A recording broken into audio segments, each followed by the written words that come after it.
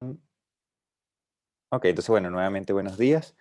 Em, bueno, quisiera empezar la clase de hoy hablando un poco sobre el control de ayer. A mí me interesa de verdad em, tener algún tipo de comentarios al respecto, por lo tanto yo decidí, como casi siempre hago, hacer una encuesta sobre cómo les pareció el control, ¿sí? Y quisiera que de verdad respondieran honestamente, ¿sí? Honestamente, si, en términos de dificultad principalmente, porque eso nos va a ayudar a nosotros a calibrar tanto las clases como el nivel del control, ¿sí? Nosotros tenemos que ir viendo cómo están ustedes respondiendo a este curso, sobre todo porque es un curso nuevo y a mí de verdad, honestamente, me interesa muchísimo saber cuál es su impresión del control. Entonces, yo voy a lanzar esta encuesta.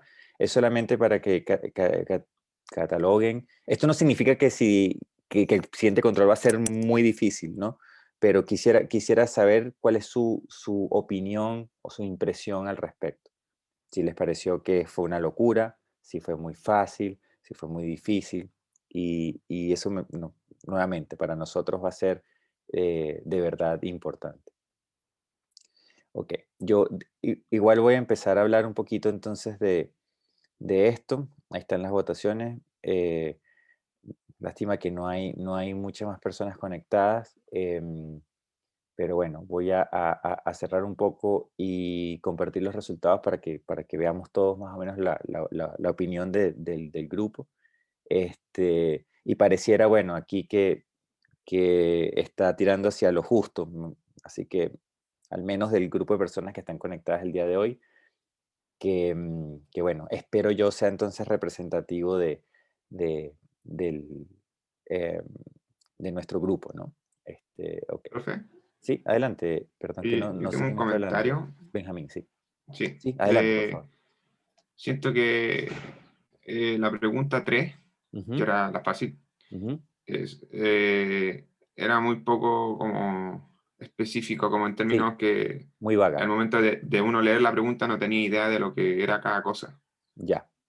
Y no, siento que faltó un poco de información ahí porque después para tratar de lograr de poner los tipos de apoyo que uno necesitaba poner, faltaba información que saber también. Y uno al final, yo por lo menos Ujú. puse después lo que me sirviera nomás y si me funciona, bacán, si no, no. Correcto. Por eso. Ese era un poco. A ver, Benjamín, esa pregunta fue culpa mía. Sí, la puse yo. Este, em, Fue culpa mía y. Bueno, no culpa mía, pero digamos, yo soy el responsable de esa pregunta. Y la hice con toda la mala intención o la buena intención, ¿verdad? De generar esa sensación que tú tenías o que tú me acabas de transmitir. por, por una razón, ¿sí? La razón es la siguiente, a mí me preocupa enormemente a nivel profesional. No estoy hablando de clases ni de estudiantes ni nada, estoy hablando digamos, el profesional moderno, el profesional ingeniero civil moderno, civil en todas sus áreas, ¿ah? No solamente civil, civil. Em, a mí me preocupa un poco el hecho de que la formación universitaria eh, es muy cerrada en el sentido de que los problemas que uno plantea a lo largo de la universidad como profesores, ¿sí? Esto es culpa de nosotros, son problemas que son típicamente extremadamente cerrados, ¿sí? Es decir, son problemas que ustedes usualmente, como la pregunta uno y la pregunta 2, al grano, A tal cosa, B tal cosa, C tal cosa, D tal cosa, ¿no? Es como te están preguntando algo muy específico para que tú respondas eso que es sumamente específico y que adicionalmente la respuesta es única, ¿sí? Casi todas las evaluaciones en la universidad son así, con muy pocas excepciones, ¿sí? De ciertos cursos, de ciertos proyectos, de ciertas tareas. Y a mí eso me parece súper dañino, porque la vida de un ingeniero no es así. Es más bien todo lo contrario. Es un problema, básicamente, que es completamente abierto. ¿Eso qué quiere decir? Que el ingeniero usualmente no toma, o digamos, un ingeniero no es una persona que resuelve un problema que ya está planteado, sino un ingeniero lo que hace es plantear el problema y después resolverlo. Y entonces esa parte de plantear el problema es algo que en la universidad no se enseña de manera directa, ¿sí? Y tiene que ver con justamente definir un problema, ¿sí? Decir, este es el problema que yo quiero plantear, este es el problema como lo voy a plantear, y esto es lo que yo voy a suponer, y esto es lo que yo voy a suponer que conozco, y esto no lo conozco, y tengo que empezar a tomar decisiones. Entonces, en verdad, las labores de los ingenieros a nivel profesional más que resolver problemas, es tomar decisiones y sobre todo tomar decisiones de cómo voy yo a plantear un problema para después resolverlo. Entonces, un poco la intención de esa pregunta, y por eso esta pregunta valía 20%, ¿no? Em, o sea, no valía más, pues me refiero, que era justamente tener un resultado que a ustedes los llevara a esa ambigüedad, ¿ves? A decir, bueno, pero ¿qué demonios es esto? Bueno, ¿y cómo puedo yo vincular esta estructura a suelo? Bueno, pero ¿será que esa vinculación es única o no es única? Yo quería generar todas esas preguntas en el control, ¿sí? O sea, yo quise... Pero Sí, adelante, por eh, favor. Ve. Ajá. el problema es que está perfecto eso, profe, la verdad, pero el problema era como que no sabías interpretar que el P era una fuerza puntual, como usualmente la notamos, o también lo podía tomar como reacción. Entonces, al momento de yo poner los apoyos, no sabía si también tenía que incluir dicha fuerza. Y ¿cómo se llama esto? De que al momento de reemplazar un apoyo, yo solamente al final, por el DCL que había, uno podía interpretar que después, como no sé, se dio a entender, creo, de que eran reacciones.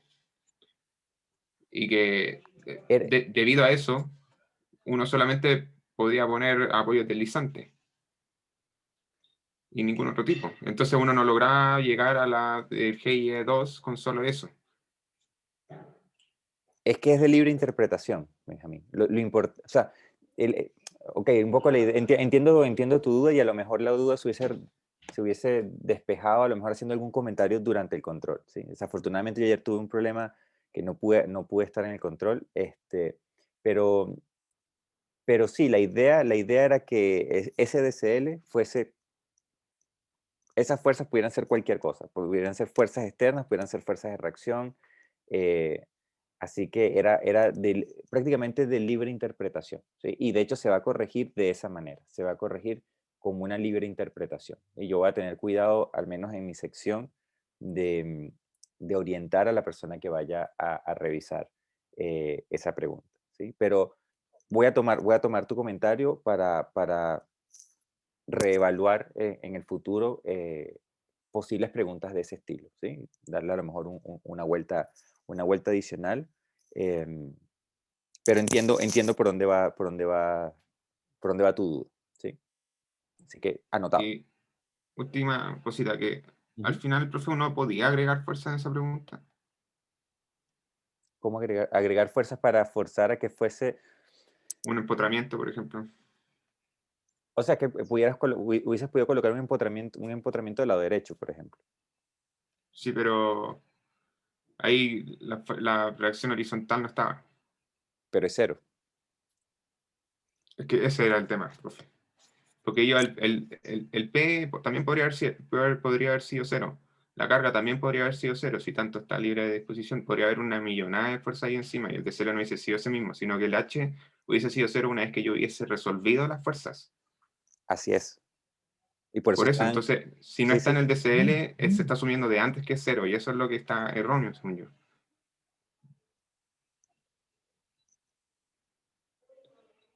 Yo no sé el valor de la fuerza hasta que yo hago el DCL y hago la sumatoria de fuerzas, tanto en X, en Y y en la sumatoria de momento.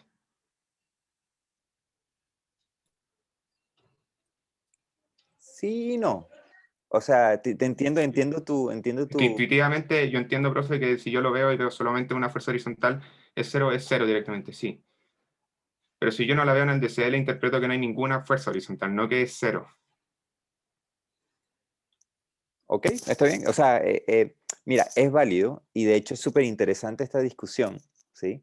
Porque son discusiones que surgen, o sea, tal cual, esta discusión es la discusión que tú tienes en una reunión de ingenieros viendo un, viendo un análisis estructural, ¿sí? empiezan a surgir este tipo de cosas. Sobre todo, por ejemplo, cuando tú haces revisiones estructurales y tú dices, ok, yo estoy revisando los cálculos de otra persona.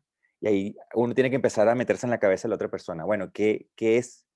¿Esto está bien o esto está mal? ¿Sí? O esto es consistente o no es consistente. Entonces, yo entiendo tu,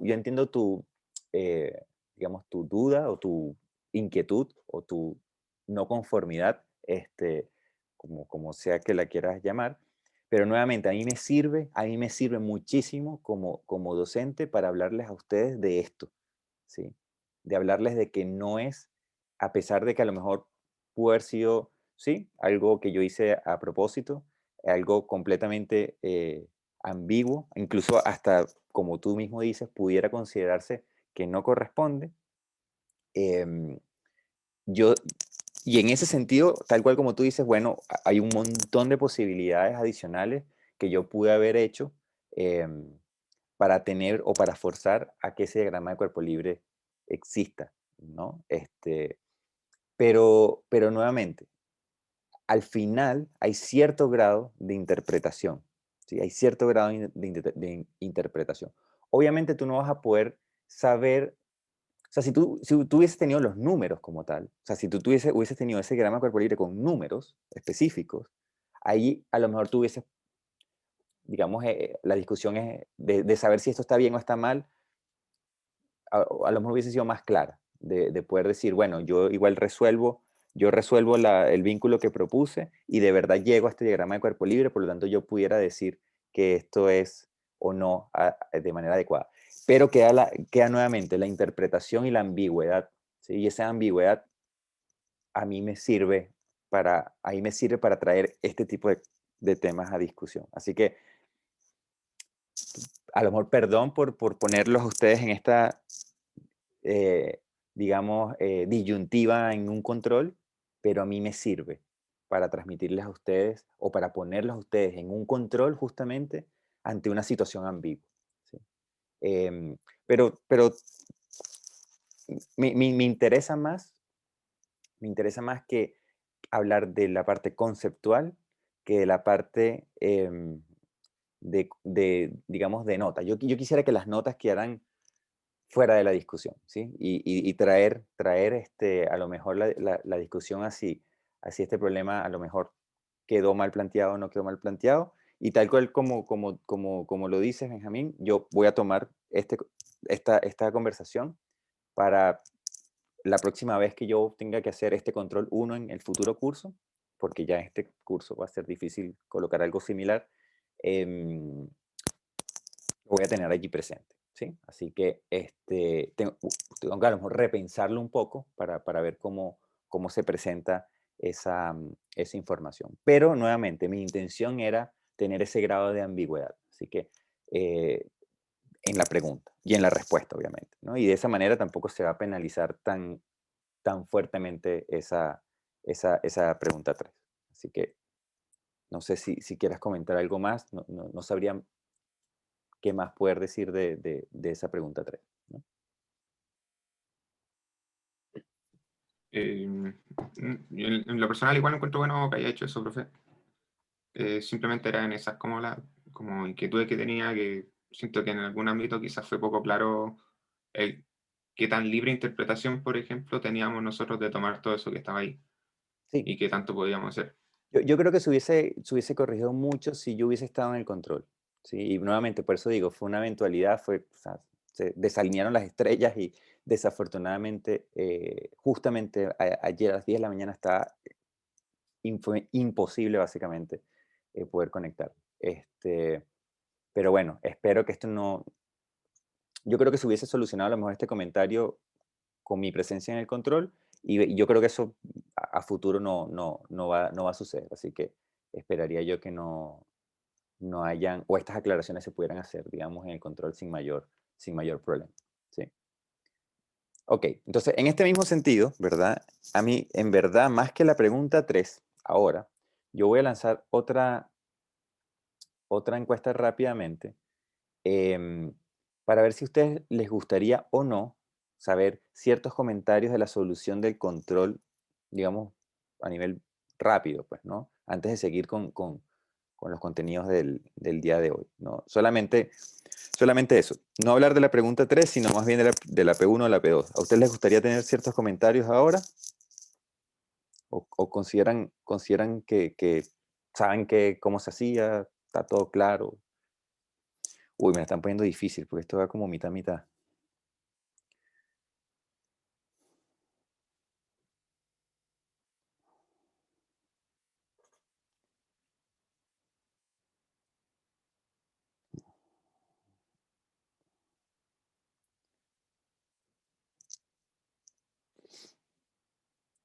Uf, esto está casi, bueno, comparto el resultado, casi mitad, mitad. Pues no, como está casi mitad, mitad, igual gano el sí, voy a hacer comentarios breves, perdón, las personas que, que no que hayan votado que no. Pero bueno, creo que no daña. Me parece que había un comentario por aquí. Sí. Ujú. Profe, yo tenía una duda, una pequeña duda Sí, sí, adelante. sobre la P2, Ujú. porque estaba calculando el momento en la viga y en la columna, Sí, y en la viga me dio continuo el momento, pero la columna, cuando llegué como al punto de la columna viga, ahí no me dio como continuo el momento, ya y como vamos a que verlo. Vamos a verlo. lo encontré raro porque igual en los auxiliares, como que los casos que vimos, como que era como por axioma igual, como que el momento era continuo. Vamos a ver, vamos a ver.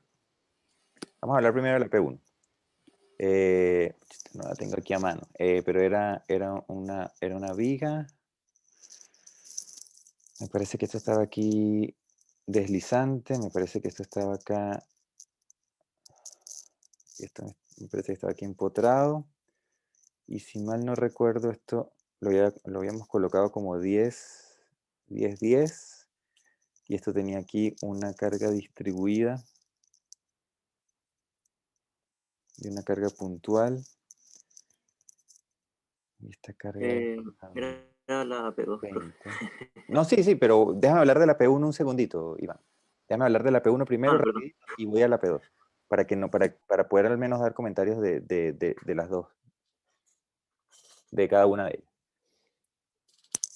Que voy a hacer esto súper rápido, ¿ah? No voy a entrar en mucha profundidad acá. Fíjense lo siguiente, ¿qué es lo importante? Y esto nuevamente nos sirve porque el salto que vamos a dar la semana que viene va a ser importante a nivel conceptual y necesitamos tener esto súper claro. Entonces, primero, diagrama de cuerpo libre. Bueno, eso básicamente no deberían haber dudas. Una reacción, otra reacción, un momento, vamos a llamarlo M. Voy a borrar esto, ya sé que esto es 10. Y aquí una reacción adicional que llamo R3. ¿Sí? Y ahora entonces los diagramas de cuerpo libre de estas estructuras por separada. Separo esta cuestión, la rótula la puedo dejar ahí puesta o no puesta, eso me da igual. Lo importante es que me aparecen aquí dos reacciones más. Voy a poner R4, R4, R5 y R5. ¿Sí? Estos son mis diagramas de cuerpo libre, básicamente.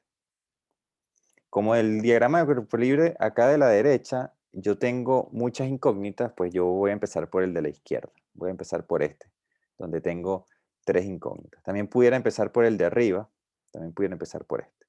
Pero ahí tengo 4 incógnitas y sé que de los 3 diagramas de cuerpo libre, este es el que es más fácil porque tiene 3 incógnitas. Es el único que tiene la menor cantidad de incógnitas. Entonces, la sumatoria de fuerzas, estoy en este, aquí, estoy acá. De la sumatoria de fuerzas horizontales, sé que R5 es 0, ¿sí? Y ahora, haciendo momentos sobre este punto, que voy a llamar, no recuerdo, pero voy a llamarlo A, ¿sí? Sobre este punto, el punto A.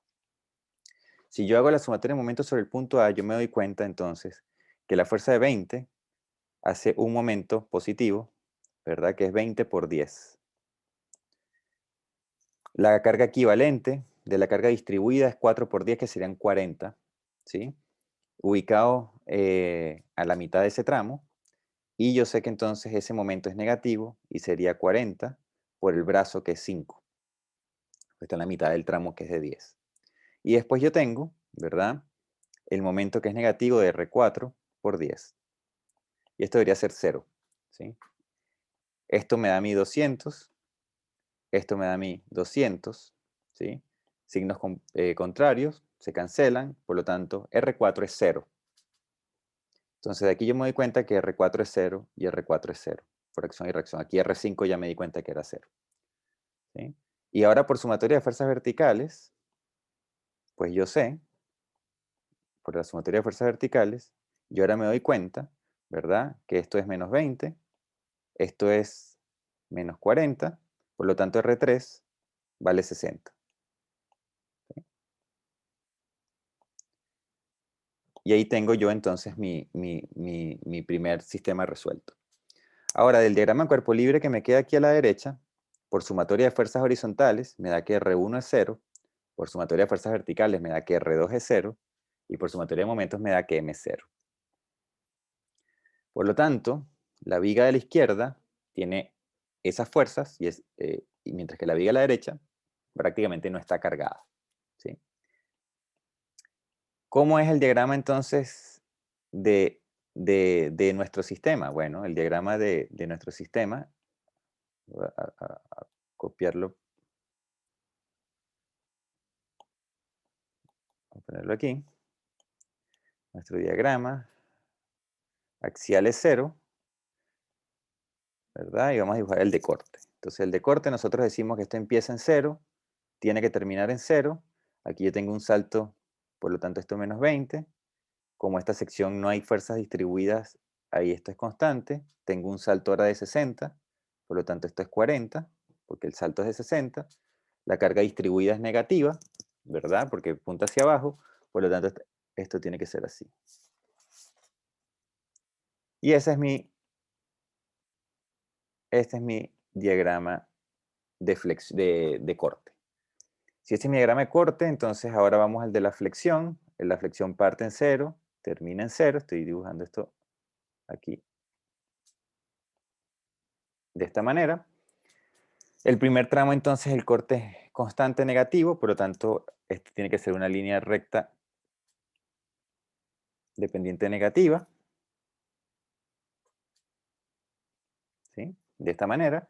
El siguiente tramo es una línea recta de pendiente negativa, por lo tanto tiene que ser el momento una flexión, la flexión tiene que ser una parábola de concavidad negativa también, y tiene que llegar a 0 porque como no hay momentos externos, no hay ningún salto. Entonces esto tiene que ser algo así. ¿Sí? Y todo el momento es negativo. Y el lado derecho, la viga que estaba en el lado derecho, bueno, es 0, por lo tanto el corte, la flexión y la carga axial, la fuerza axial son 0. ¿Sí? Esto es el problema 1.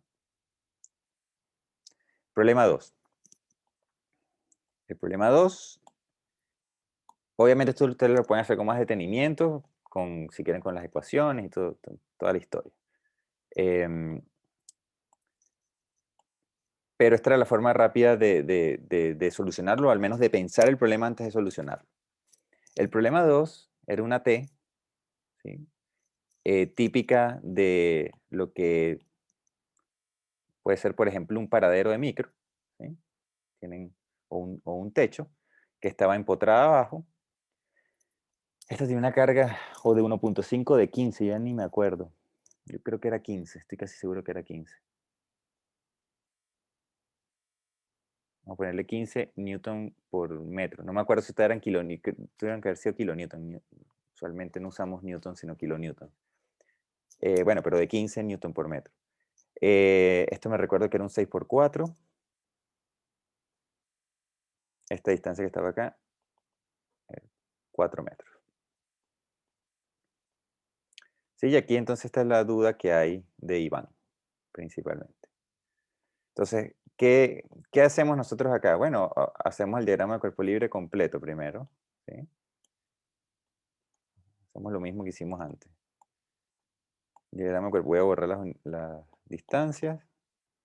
Como es diagrama de cuerpo libre, borro el vínculo. Y aquí aparecen entonces una reacción 1, una reacción 2 y una flexión. Un momento, perdón. Vamos a llamarlo momento 0. Y ahora entonces hago, ¿verdad?, la separación de nuestro sistema en viga columna, ¿verdad? Es decir, que yo ahora separo esto aquí, separo esto aquí, y entonces aquí voy a colocar, no sé, un M2, M1, perdón, aquí, M1, voy a colocar aquí un R3, R4.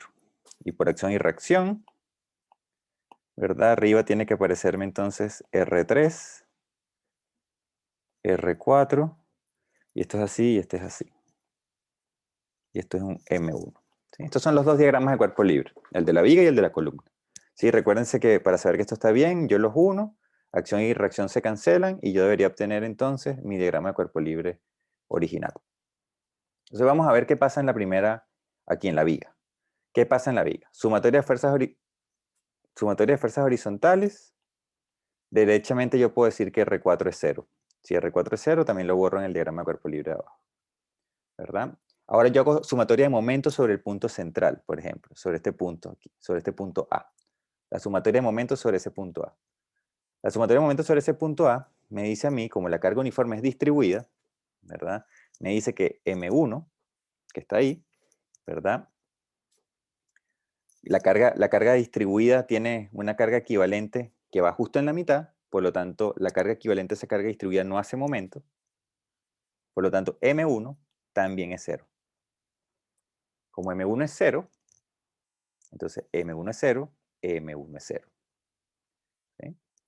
Y ahora lo que me queda es el R3, y el R3 por balance de fuerzas verticales tiene que ser igual al equivalente a la carga distribuida, que en este caso era 15, por 2 son 30, por 2 son 60, mirando hacia arriba. Entonces este valor de reacción vale 60, vertical hacia arriba, por lo tanto acá esto vale 60, vertical hacia abajo.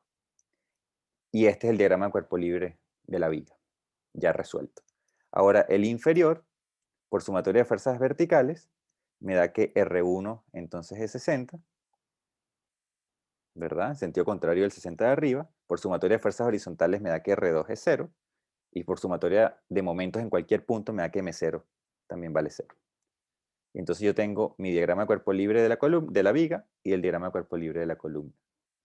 Y entonces lo que tengo ahora es que el esfuerzo de corte, vamos a ponerlo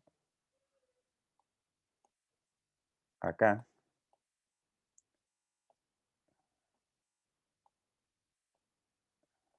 para que se entienda qué estoy haciendo.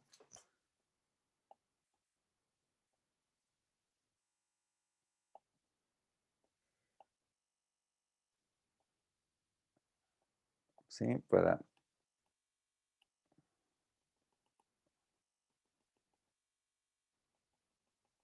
Entonces los diagramas de corte, de esfuerzo cortante, yo sé que esto parte en 0, que esto termina en 0. Tengo una carga, el único salto que tengo es en la mitad, ¿verdad? Para el diagrama de corte. Y aquí yo sé que la carga distribuida está mirando hacia abajo, por lo tanto la pendiente del corte tiene que ser negativa. Entonces esta pendiente del corte tiene que ser así. Aquí yo tengo entonces un salto de 60, ¿verdad? Que esto me hace un salto aquí de alguna magnitud, pero yo sé que el corte, ¿verdad?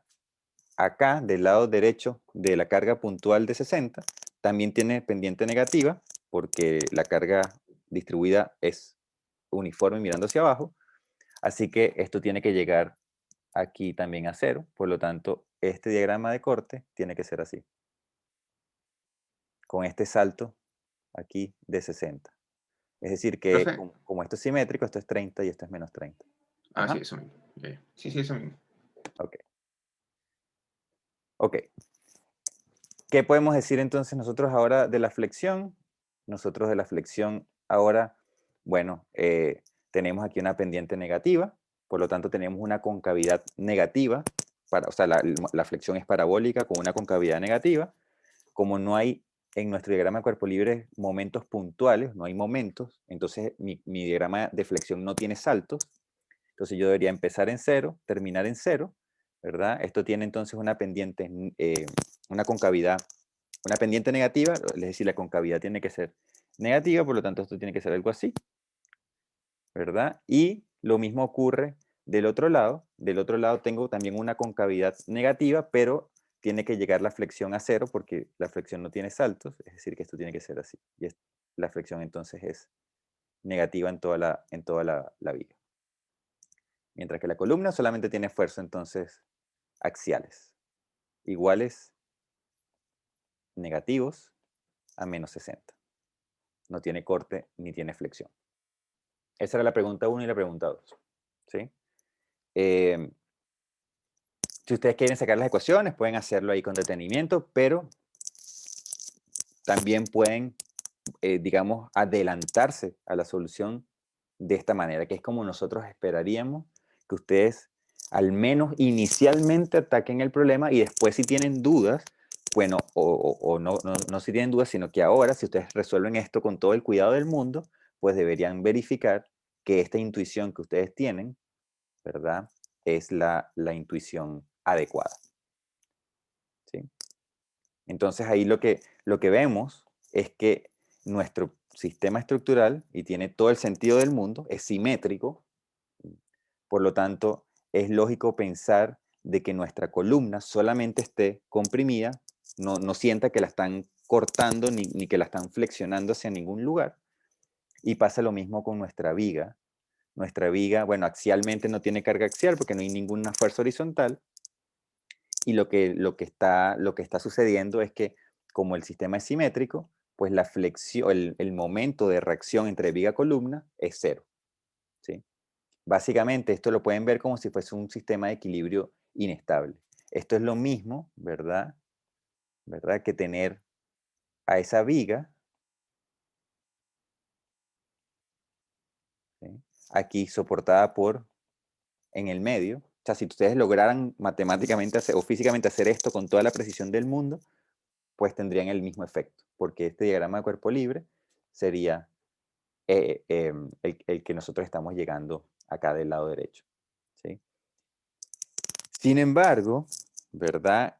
Esto se coloca empotrado porque en el momento que existe una perturbación sobre mi sistema estructural, entonces ahí el momento deja de ser cero y el corte deja de ser cero en la viga.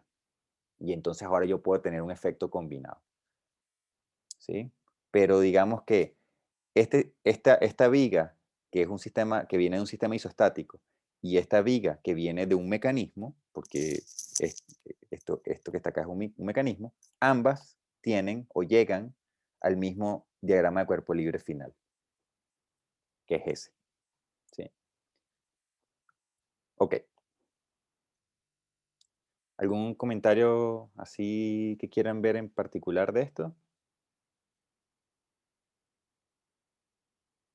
Ok. Entonces, bueno, ¿qué vamos a hacer en la clase del día de hoy? El día de hoy, con digamos, lo que nos queda de clase, lo que yo quiero hacer es introducir muy superficialmente el concepto de arcos. Pero más que el concepto,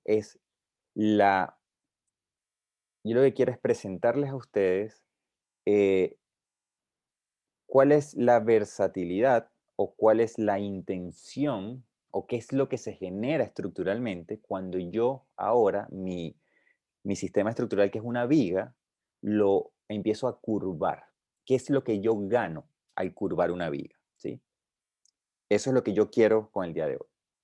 Entonces, primero los arcos son altamente utilizados y son utilizados desde alrededor de hace unos 4.000 a 6.000 años. De hecho, por ahí hay ciertos documentos que dicen que es incluso unos varios de miles de años de antigüedad. Sin embargo, bueno, no sé, a veces cuesta creer esos números, ¿no? De antigüedad. Lo que sí es cierto que al menos hace al menos 4.000 años, o sea, 2.000 años antes de Cristo, existían ya evidencia o existe todavía evidencia de que ya la humanidad logró dar con esta figura del arco. Y esa figura del arco, bueno, es todavía utilizada en la actualidad. Es decir, es un sistema estructural que ha permanecido al menos durante 4000 años. Entonces, algo de bueno tiene que tener un arco. Vamos a ver qué es eso. Entonces, los arcos primero, bueno, se utilizan principalmente en puentes, ¿sí? Y se utilizan de dos maneras principales, ¿no? Por ejemplo, voy a colocar esto. Este arco que estoy señalando acá, ¿verdad? Ese arco está alado, ¿verdad? Por la parte inferior del arco, ¿sí? Y está alado porque, alado me refiero a que lo están alando. Vamos a suponer que ese arco estuviese fijo a tierra de alguna manera, ¿sí?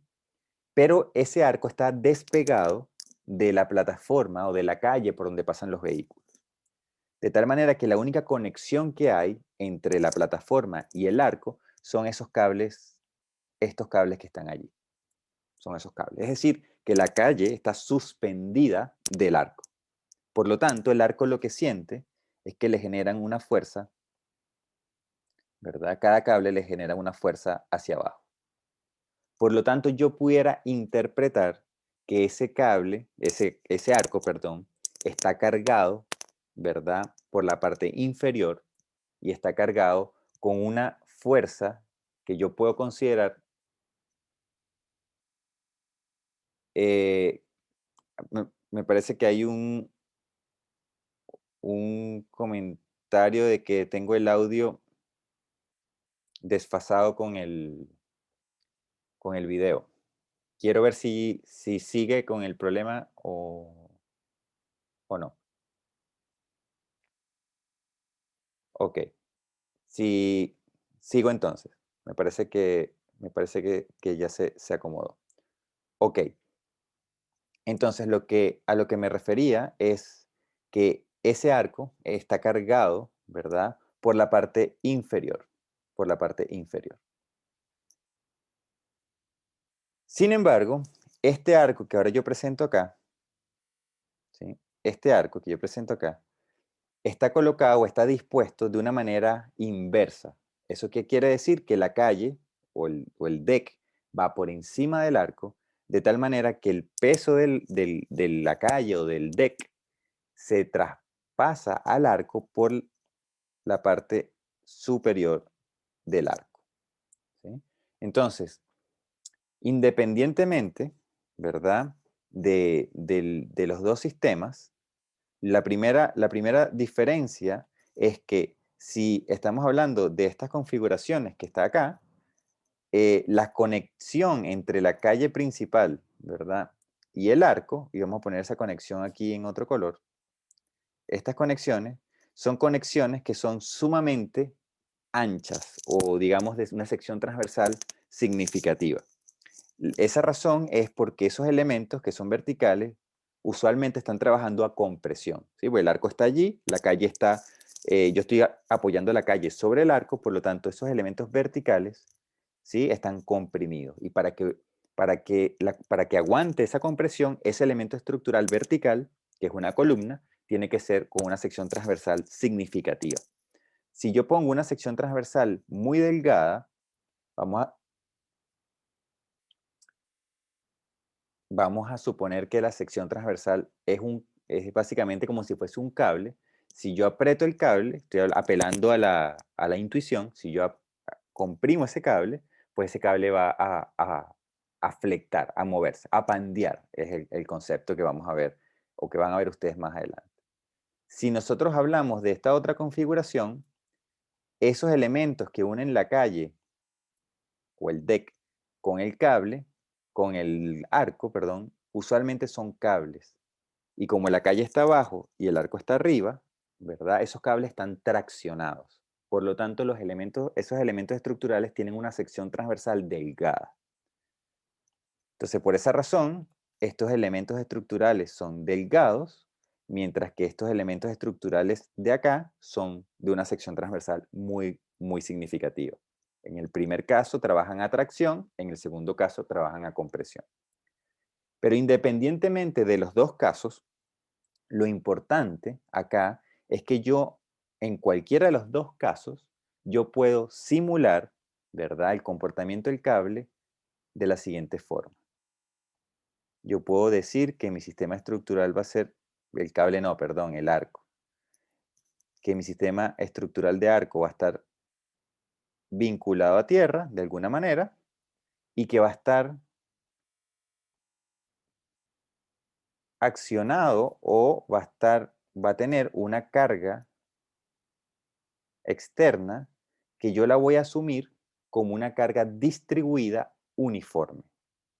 Porque esta carga distribuida viene de soportar o digamos se origina en el deck o en la calle.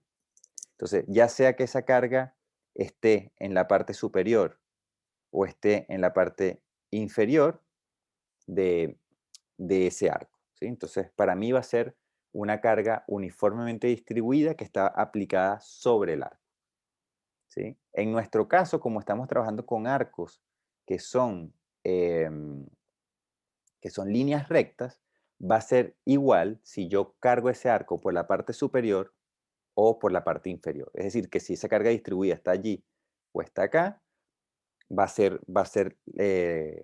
a tener el mismo efecto sobre el arco, ¿sí? Estoy cargando el arco con una carga distribuida. Típicamente se coloca por la parte superior. Pero lo que yo quiero transmitirles a ustedes es que esta configuración o esta abstracción matemática del problema es muy, muy real de lo que sucede en este tipo de configuraciones de arcos, ¿sí? Y eso es lo que vamos a estudiar nosotros entonces a continuación. Entonces, existen diferentes tipos de arcos, ¿verdad? ¿Cómo se estudia un arco? Se estudia igual que como se estudia una viga, idéntico. Entonces, en este caso en particular, ¿verdad? Yo tengo aquí un doble empotramiento. El arco está doblemente empotrado. Por lo tanto, este arco, aquí tengo tres reacciones, tengo 6 incógnitas y yo tengo solamente un arco. Por lo tanto, este sistema es hiperestático, ¿verdad? El segundo sistema es un arco que tiene una rótula en la parte superior. Por lo tanto, yo ahora puedo estudiar aquí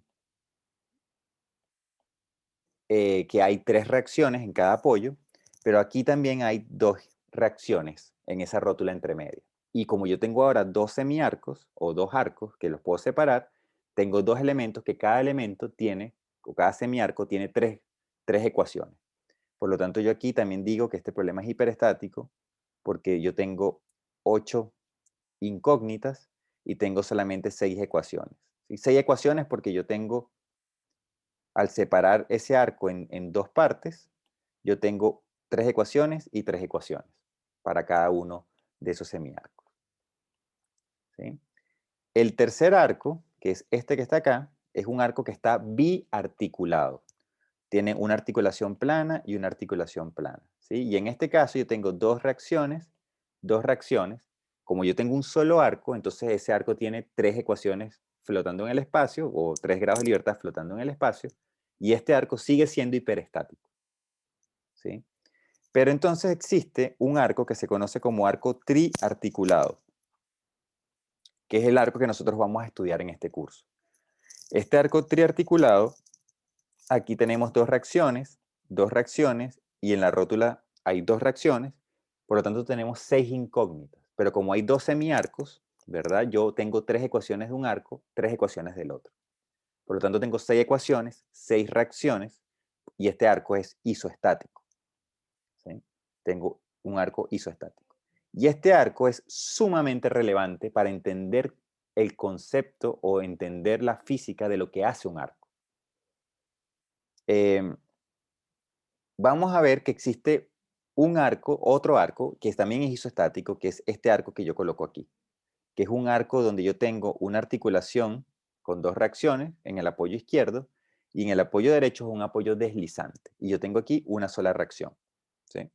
Por lo tanto, este arco tiene 3 reacciones, 3 ecuaciones, por lo tanto es isoestático también.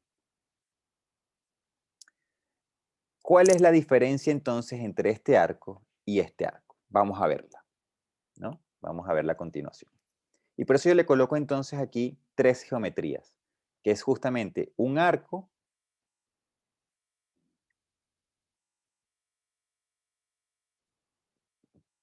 tengo que esperar un segundito que la conexión está un poco inestable.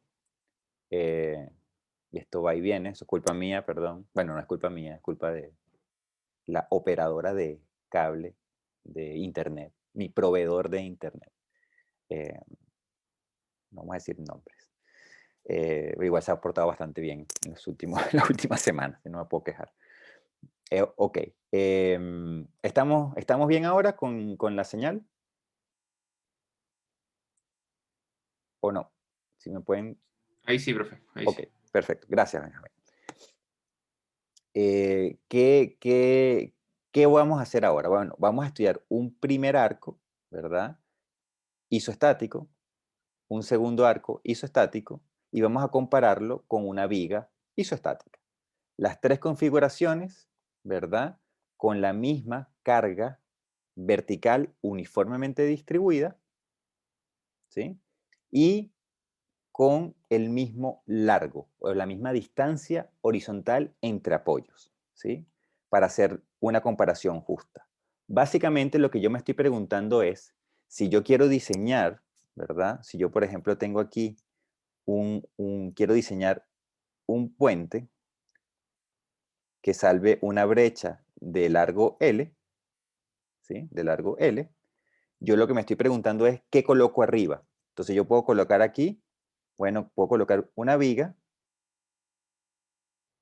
aquí simplemente apoyada, que sería el caso aquí entre medio, ¿verdad? Y la carga uniformemente distribuida vendría por el peso de esa estructura como tal, que yo puedo decir que es uniforme, ¿verdad? O yo también aquí me estoy planteando colocar entonces un arco, que sería esta configuración que está acá, sería una rótula en la izquierda y un apoyo deslizante en el lado derecho, o yo puedo entonces colocar algo de este estilo, donde tengo dos apoyos que son articulados, es decir, aquí tengo otra articulación, y tengo ahora una rótula en la mitad. Esto para forzar a que el arco sea isoestático, ¿sí? Entonces, eso es lo que yo me estoy planteando. Es un problema como más ingenieril. Es, si yo tengo que salvar una distancia L, ¿qué coloco? ¿Un arco triarticulado? ¿Un arco con un apoyo deslizante? ¿O coloco una viga? ¿Sí? Y vamos a ver cuál es la diferencia entre esas tres configuraciones, ¿sí? Para que compitan uno a uno entre ellos. Entonces vamos con el primer arco. Vamos con el primer arco, con este que está acá. Entonces, el primer arco, tenemos esta configuración, hacemos diagrama de cuerpo libre, me aparecen esas reacciones. Como el problema es simétrico, bueno, obviamente me aparece una fuerza, una reacción aquí horizontal, sumatoria de fuerzas horizontales, esa reacción es 0, ¿verdad? Y ahora, como el problema se me vuelve simétrico, yo sé que mis reacciones verticales es la mitad de la carga equivalente de esa carga distribuida. ¿Sí? Entonces, carga distribuida, saco la carga equivalente, la divido en 2, y esa es mi reacción vertical. Ok. Y ahora yo entonces hago un seccionamiento de mi problema por acá, aquí en una configuración, en una posición genérica del arco, y yo lo que digo ahora es que tengo este diagrama de cuerpo libre, ¿sí? Tengo entonces diagrama de cuerpo libre, tengo la reacción, los esfuerzos internos, corte axial y flexión, y tengo mi carga distribuida. Y yo lo que voy a hacer ahora es, bueno, encontrar mis esfuerzos internos. ¿Cómo los hago? Sumatoria de fuerzas horizontales, sumatoria de fuerzas verticales y sumatoria de momento sobre algún punto. Aquí yo estoy haciendo solamente el cálculo de la flexión y estoy haciendo sumatoria de momentos alrededor del punto A, que sería este punto que está allí. ¿Sí? Perdón. El punto, mentira. Estoy haciendo sumatoria de momentos sobre el punto A, que es este punto que está allí. Ok, entonces, esta carga distribuida la tenemos que convertir en una carga puntual, ¿verdad? Esa carga puntual entonces yo la coloco aquí y tiene una magnitud de Q por la distancia que yo estoy tomando en cuenta, que sería X, ¿no? Sería esta distancia que está acá. Entonces, esa carga equivalente, ¿verdad? Tiene esta magnitud y está ubicada pues en la mitad de ese X, es decir, está ubicado a un X medio. Esto que está aquí sería X medio, ¿no? X medio y X medio. Para que quede allí claro qué es lo que estamos haciendo. Hacen sumatoria de momentos y obtienen la ecuación de flexión para ese arco. Ok, vamos ahora a pasar a la viga. Vamos a ver qué sucede ahora en el caso donde yo tengo la viga con la misma carga externa, con los apoyos separados a la misma distancia, ¿verdad? Hago entonces mi diagrama de cuerpo libre, encuentro las reacciones, son simétricas, igual las reacciones tienen el mismo valor que el caso anterior, ¿verdad? Y ahora hago un seccionamiento de mi viga en un punto genérico y hago entonces mi diagrama de cuerpo libre, donde aparecen las reacciones, los esfuerzos internos, perdón, las reacciones y la carga distribuida. Hago sumatoria de momentos para calcular cuánto es el esfuerzo de flexión. Y me doy cuenta que esta es mi ecuación del esfuerzo de flexión, ¿sí? Ya vamos a ver cómo se compara esto con el caso anterior. Y ahora vamos al tercer arco. El tercer arco entonces está triarticulado. Eso quiere decir que son articulaciones planas en la base y hay una tercera articulación en la parte superior. Nuevamente tienen la misma carga distribuida, el largo entre apoyos es el mismo y entonces yo hago mi diagrama de cuerpo libre, ¿sí? Mi diagrama de cuerpo libre, por simetría, yo sé entonces que las reacciones de un lado tienen que ser iguales a las reacciones del otro lado, por simetría, ¿verdad? Y adicionalmente yo sé que por sumatoria de fuerzas verticales y la simetría, estas fuerzas verticales van a ser la mitad de la carga distribuida, ¿sí? Entonces la carga distribuida la convierto en carga equivalente, la reparto mitad y mitad, ¿sí? Y ahora para poder encontrar la reacción horizontal, esto que yo llame F, yo lo que tengo que hacer entonces es dividir aquí este arco en dos para que aparezcan estas reacciones y de mi diagrama de cuerpo libre de ese semiarco separado en la rótula, o sea, el arco principal separado en la rótula, yo de aquí puedo encontrar cuánto valen tanto las reacciones en la rótula como mi reacción horizontal en el apoyo, ¿sí? Diagrama de cuerpo libre, no, nada nuevo. Y una vez que tengo entonces mi diagrama de cuerpo libre con las fuerzas ya calculadas, hago entonces ahora sí un corte o un seccionamiento de mi arco en una posición genérica y lo que hago ahora es nuevamente sumatoria de momentos para poder encontrar la flexión, ¿sí? Yo también puedo hacer sumatoria de fuerzas horizontales y verticales para encontrar el corte y la carga axial, pero me interesa saber primero el momento, para hablarles del momento. Y si ustedes se fijan, ¿verdad? La primera diferencia entre las tres condiciones, ¿no? El primer arco, el que tiene aquí un apoyo deslizante, la flexión del arco, fíjense que solamente depende de X, no depende de la forma que tenga el arco. En ningún momento aquí aparece la altura del arco, ¿verdad? Este H que yo llamo acá, ni aparece absolutamente nada dependiente de la variable I. Por lo tanto, si ustedes se fijan, ¿verdad? Este arco es la flexión de ese arco es independiente de la forma que tenga el arco. Eso quiere decir, ¿verdad? Que si es independiente de la forma, yo debería tener esta misma ecuación para el caso donde ahora mi arco es tan bajito que es una viga, que es justamente lo que sucede en este caso. En este caso, que tenemos la misma condición de apoyos que en el caso del arco, la flexión que nosotros encontramos es exactamente igual a la flexión que encontramos acá arriba, ¿sí? Entonces, la primera información interesante que tenemos es que estos dos sistemas que están acá, ¿verdad? Como están apoyados de la misma manera, eso hace que la flexión sea igual en ambos casos. Y básicamente lo que estamos diciendo es que la flexión es independiente de la forma que tenga ese arco. Entonces, si ese arco está más pronunciado, es menos pronunciado, es parabólico, es una cosa rara, la flexión del arco va a ser igual, siempre. ¿Sí? Y va a ser igual a la que tiene una viga simplemente apoyada. Esto es sumamente interesante. Vamos a ver entonces que en el último caso, en este caso, pasa algo ligeramente distinto. En el tercer caso, si nosotros ahora nos fijamos en la ecuación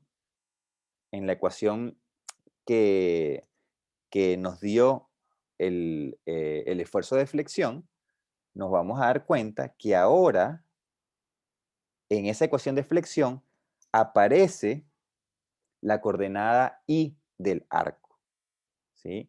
Y el arco entonces va a venir descrito por una función que es y dependiendo de x. Es decir, esta es la función que me describe a mí la forma que tiene el arco.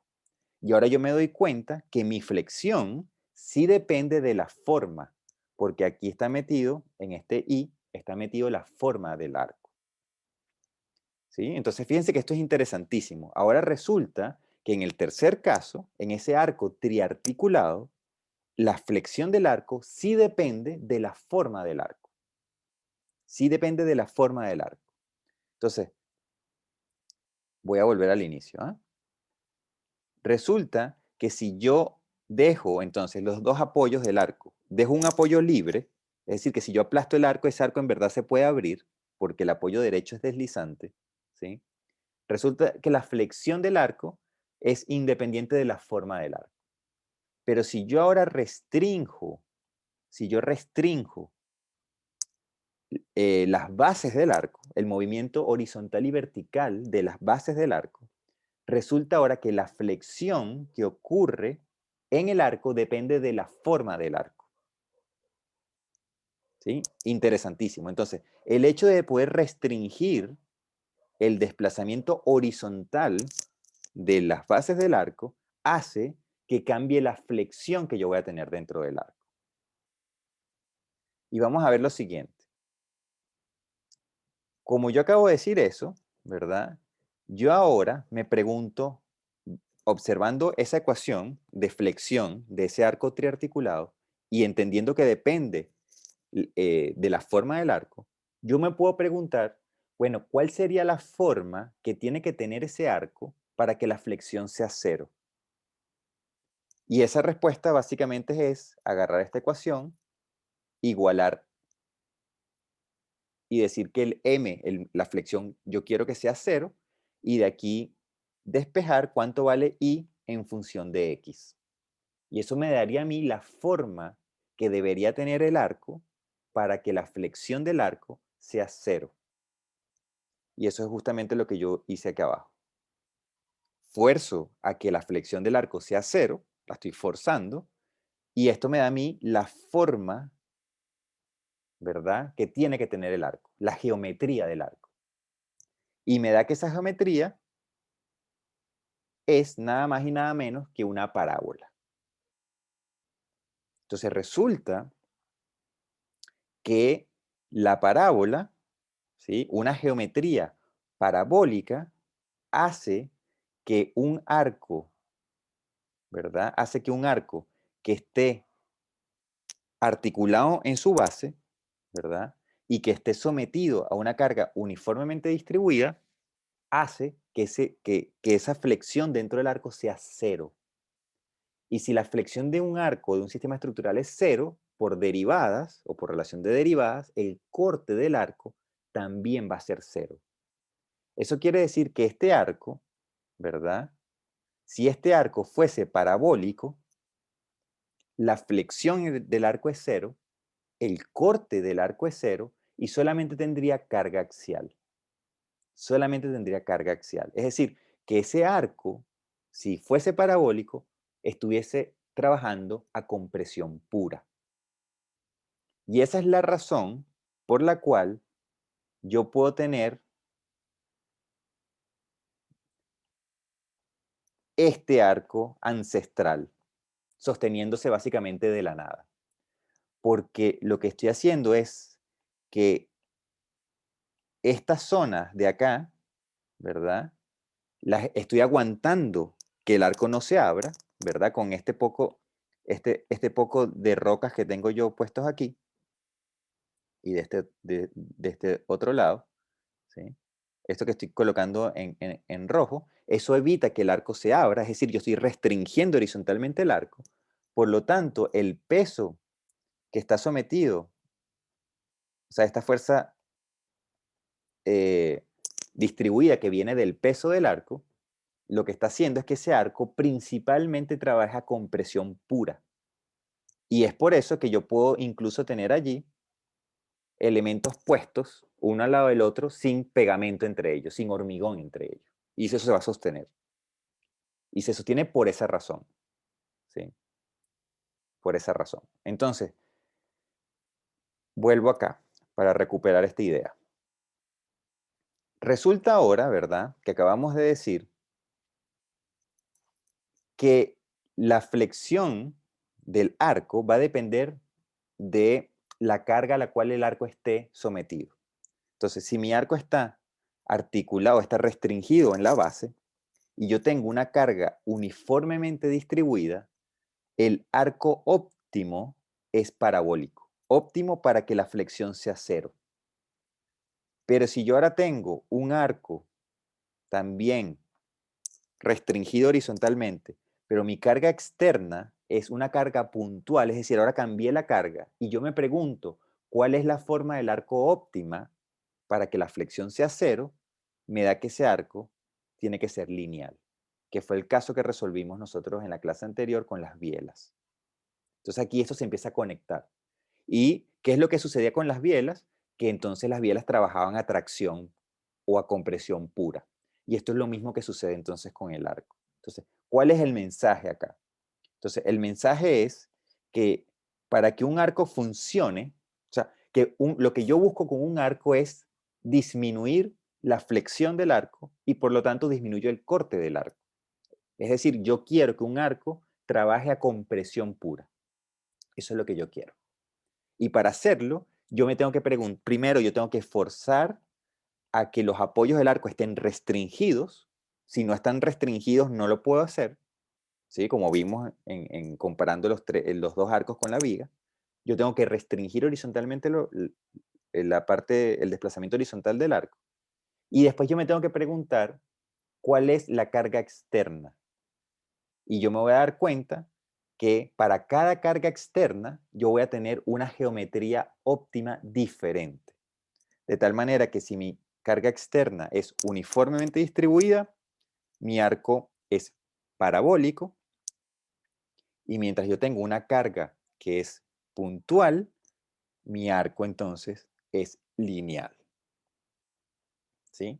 Ahora, fíjense que, ¿qué es lo interesante? Lo interesante es que si yo tuviese una viga,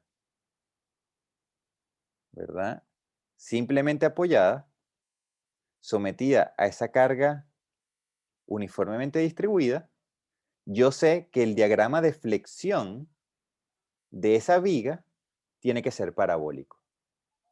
Yo lo sé. Y de hecho, entonces resulta que ese diagrama de flexión de la viga está muy relacionado a la forma que yo tengo que colocar en el arco. Básicamente, si yo resuelvo una viga y encuentro un diagrama de flexión, si yo ahora me pregunto, bueno, ¿qué sucedería si yo ahora la viga la deformo o la cambio de geometría y hago que la geometría que adopte sea una geometría proporcional a su diagrama de flexión? Resulta que yo creo un arco que tiene la particularidad de que su flexión es cero. Lo mismo ocurre en el caso inferior cuando yo tengo una viga con una carga puntual. Si yo tengo una viga con una carga puntual, entonces yo lo que tengo, ¿verdad?, es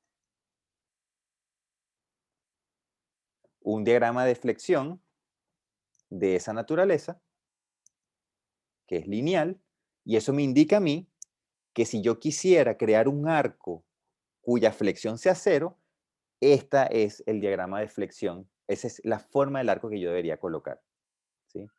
Entonces, esto es sumamente potente, sumamente potente, porque ahora yo puedo tener una guía de diseño, digamos, intuitiva, donde, por ejemplo, voy a agregar aquí una página, donde, por ejemplo, yo puedo decir, bueno, tengo un sistema que es una viga, tengo una viga, y esa viga tiene, entonces, dos cargas puntuales, P1, P2. Y yo me pregunto, bueno, yo quisiera más bien crear un arco, y un arco que haga que que el momento dentro del arco, que la flexión dentro del arco sea cero. Entonces, la intuición me debería llevar a mí a decir lo siguiente. Ya, un segundito. Ajá. La intuición me debería llevar a mí a decir lo siguiente. Bueno, voy a resolver mi viga de tal manera de encontrar cómo es la flexión de esa viga, y yo me voy a dar cuenta entonces que esta viga va a tener una flexión, no sé, así, por ejemplo. Y entonces mi intuición me debería decir, bueno, el arco triarticulado que yo debería colocar debería ser entonces un arco que tenga esa misma forma del diagrama de flexión de esa viga. De tal manera de que yo puedo tener entonces, y esto es asumiendo que este sería P1 y este sería P2. Y si yo entonces calculo cuál es el diagrama de flexión del arco, esa va a ser respecto a X, medido desde acá, va a ser 0. Mientras que esto es esto, este de abajo es 0. Me parece que había una pregunta por allí de alguien. Abrí un micrófono.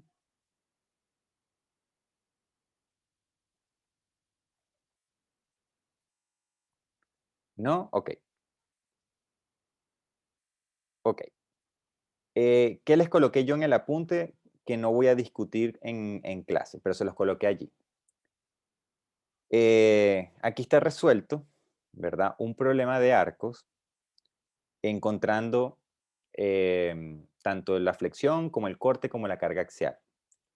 Entonces, esta primera parte es el arco, es el mismo arco que resolvimos en el caso anterior. Aquí están las reacciones, problema simétrico. Aquí están las reacciones de la rótula para calcular las reacciones de la rótula y la reacción horizontal. Hasta aquí no debería haber problemas para que ustedes sigan la lógica. Este sería entonces el diagrama de cuerpo libre de nuestro arco. Entonces, lo que a veces se hace en arcos es cambiar el sistema de referencia. Y el sistema de referencia, a veces por comodidad, se pone en el punto donde el arco tiene su valor máximo. Y esto es porque simplifica la ecuación, ¿verdad? O la ecuación que describe la geometría del arco. Entonces, por ejemplo, describir una parábola con este sistema de referencia, ¿verdad? Es mucho más cómodo que definir una parábola con este sistema de referencia. Sin embargo, el resultado les va a dar igual y ustedes son los que deciden qué sistema de referencia utilizar, ¿sí? Entonces, yo para mostrarles algo distinto, les dejé este sistema de referencia que está acá, ¿sí? Entonces, ¿qué es lo que se hace? Bueno, se hace un seccionamiento en un lugar genérico, tal cual como se hace siempre. Aparecen los esfuerzos internos, ¿sí? La carga distribuida y las reacciones. Y después, bueno, lo único que hay que tener presente es la geometría, ¿verdad? De esa sección genérica, cómo se toma en cuenta basándose en ese sistema de referencia que está ubicado acá arriba en el punto máximo digamos, del arco. Y luego lo que tienen que hacer es simplemente hacer sumatoria de fuerzas aquí, sumatoria de fuerzas horizontales y verticales y sumatoria de momentos en algún punto. Y ahí van a tener tres ecuaciones con tres incógnitas. Y el problema de arcos, digamos, el problema más matemático de arcos, es poder resolver, ¿verdad?, ese sistema de ecuaciones. Sobre todo para poder despejar el esfuerzo axial del esfuerzo cortante, ¿sí? La flexión aparece de manera directa como lo acabamos de calcular, pero el esfuerzo axial y el esfuerzo de corte, bueno, hay que trabajarlos un poco más, ¿sí? Voy a volver al caso anterior, ¿verdad? En el cual yo voy a borrar aquí un poco. ¿Sí? Lo que estoy diciendo es que de este sistema que está acá, hay que hacer sumatoria de fuerzas horizontales y verticales para poder calcular el esfuerzo axial y el esfuerzo de corte, ¿sí? Entonces, esa sumatoria de fuerzas hay que tener entonces las fuerzas N y Q, que son los esfuerzos de axiales y cortantes, hay que descomponerlos en horizontal vertical. Entonces, va a quedar dos ecuaciones. La sumatoria de fuerzas horizontales va a quedar con N y Q, y la sumatoria de fuerzas verticales va a quedar también con N y Q. Y van a tener que manipularlas. Como va a quedar una ecuación con senos y cosenos, dependiendo de la inclinación de ese ángulo teta que está acá, este ángulo teta, ¿sí? Ese ángulo teta, entonces, usualmente para despejar esas ecuaciones, el n del q, van a tener que multiplicar una ecuación por el seno, la otra por el coseno, y aplicar un poco de trigonometría. Eso es lo que está desarrollado más abajo, y es lo que es importante que ustedes sepan, ¿no? Y es lo que van a tener que desarrollar en la tarea, y ahí se van a dar cuenta cómo trabajar con esos esfuerzos, ¿sí? Lo importante, y con esto cierro, lo importante y con esto cierro es que al final, si yo trabajo entonces con un sistema, ¿verdad? Que me dice a mí que tengo un arco parabólico triarticulado, ¿sí? Si yo tengo un arco parabólico triarticulado y me dicen ese arco es parabólico y la carga externa es distribuida y uniforme, yo puedo decir de antemano que el corte y la flexión de ese arco son cero. Lo sé. Así como yo puedo decir de antemano que si mi arco es triarticulado y la carga externa es puntual, ¿verdad? Yo también puedo decir que ese arco tiene flexión cero y corte cero. Básicamente son bielas. Cada semiarco es una biela, ¿sí? Entonces, yo no necesito calcular nada para decir esto. Si ustedes vienen a un control, una tarea, y les dicen, bueno, a menos que se le diga lo contrario, pero si ustedes se encuentran con arco parabólico, carga uniformemente distribuida, ustedes pueden decir, la flexión es cero, corte cero. No tienen que demostrarlo, a menos que se les pida explícitamente que lo demuestren. Y lo mismo con el caso de abajo.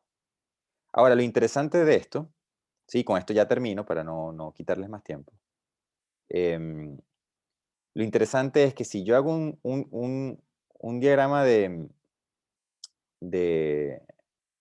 cuerpo libre de esta sección, y voy a traerme el resultado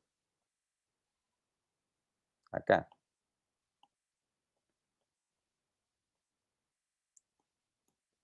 Si ustedes hacen un diagrama de cuerpo libre de esa sección, ¿sí? Se van a dar cuenta, ¿verdad? Como el esfuerzo de corte cero y el esfuerzo de flexión es cero, porque el arco es parabólico y está sometido a una carga uniformemente distribuida. ¿Sí?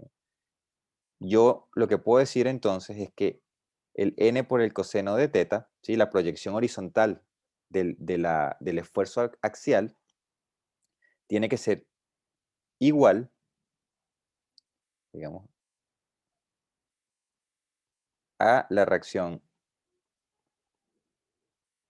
¿sí? Tiene que ser igual a cero. Básicamente lo que me está diciendo es que el esfuerzo axial, ¿sí? Va a ser negativo, ¿sí? Todos estos valores tienen que ver con el valor Q, que es la carga uniformemente distribuida, el L es el largo entre apoyos, este H es la altura máxima del arco, es decir, son valores constantes, y ahora esto está dividido entre un coseno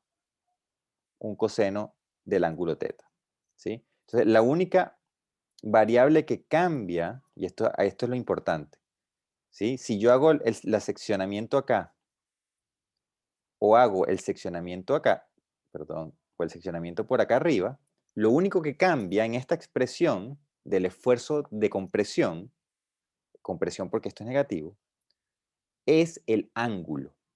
Entonces, en este primer caso, cuando el ángulo es muy pequeño, es decir, yo estoy haciendo un seccionamiento cerca de la rótula que está arriba, ¿sí? Si el ángulo es pequeño, ¿verdad?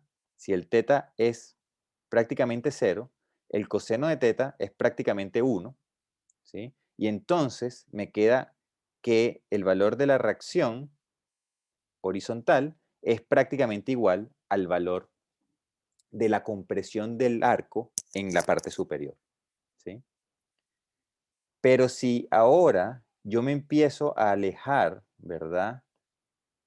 Y me empiezo a colocar por acá, cerca del apoyo, y vamos a suponer que cerca del apoyo ese ángulo es prácticamente o muy cercano a 90 grados, para exagerarlo. Eso no es posible en una parábola, pero para llevar el pensamiento al límite. Si ese ángulo es muy grande o muy cercano a 90 grados, el coseno de eso es muy cercano a 0. Y ese hecho de que el coseno sea muy cercano a 0, cuando yo veo cuánto vale el esfuerzo axial, ese esfuerzo axial se me va a volver enorme. Entonces aquí, digamos, el análisis que yo quiero hacer es el siguiente. Es que a medida que yo voy cambiando, o que el arco cambia de ángulo, ¿sí? A medida que el arco cambia de ángulo, cambia el esfuerzo axial. De tal manera que el esfuerzo axial es o alcanza su máximo en el momento en que el arco alcanza la máxima pendiente. Y eso ocurre casi siempre en los apoyos. Entonces yo puedo decir de un arco, ¿verdad?, que tiene flexión 0 y corte 0, yo puedo decir que que el esfuerzo axial máximo ocurre donde el arco tiene la mayor inclinación, y eso es en los apoyos. Y yo también puedo decir que el arco tiene el menor esfuerzo axial en el punto más alto, que es donde la pendiente es 0. ¿Sí? Y esto es sumamente importante porque si yo necesito ir a inspeccionar un arco, yo no voy a ir a inspeccionar la mitad del arco, sino que yo lo que voy a hacer es inspeccionar el lugar donde el arco tiene la mayor inclinación respecto a la horizontal. Y eso es típicamente en los apoyos. Profe, ¿no va a haber que hacer diagrama de esfuerzo de esto? Sí, pero usualmente los diagramas de esfuerzo se hacen en relación a esta variable x, por ejemplo. ¿Sí? Se hace cómo varía, por ejemplo, en este caso, el valor, lo puedes dejar en función de x o lo puedes dejar en función de teta. Y entonces el diagrama sería n en función de teta, por ejemplo. O q en función de teta o en función de x, también puede ser. No sé todavía si vamos a tener que hacerlo a futuro, va a depender cómo nosotros vayamos avanzando en el curso y vayamos uniendo todos los conceptos de esfuerzos más adelante. Pero primero tenemos que caminar por el hecho de dominar las vigas y después vamos a ver si podemos dominar los arcos. Pero eso todavía no te lo puedo decir porque no lo tengo claro cómo lo vamos a armar a futuro. Para este curso estoy diciendo yo. Pero lo que sí te digo es que en un arco yo también dibujo los esfuerzos internos, solamente que los dibujo o en función de teta o en función de x. ¿Sí? Y la relación en x teta es trigonométrica, ¿no? Yo aquí básicamente este punto va a tener una coordenada x, una coordenada y, pero también va a tener un ángulo de inclinación local teta. ¿Sí? Entonces yo puedo expresar los esfuerzos en función de x, y o teta, ¿sí? Cualquiera de las tres variables. Tengan en cuenta que ese ángulo teta, ¿verdad?, tiene una relación con la función que me describe la geometría del arco, de tal manera que la derivada, ¿sí?, de la geometría del arco, ¿verdad?, a mí me da la pendiente, que no es otra cosa que la tangente de teta. ¿Sí? Recuerden eso de, digamos, de geometría. Y ahí yo puedo saltar de una cosa a la otra.